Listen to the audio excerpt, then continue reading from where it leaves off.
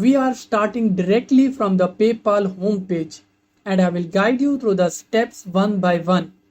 First, head over to the Activity tab located near the top of the page.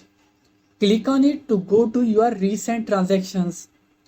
By default, the page shows transactions from the last 90 days.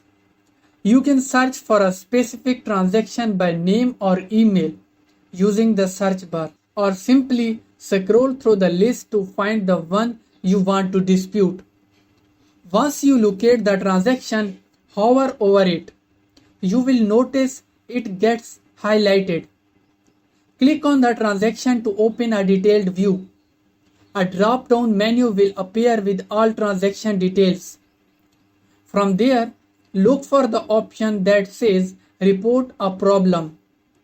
Click on it to begin the dispute process. PayPal will then guide you through a few steps to explain the issue and submit your dispute. There is a lot more to learn when it comes to using PayPal. And that's it for today. If you have found this video helpful, don't forget to like, share and subscribe to our channel for more informative videos.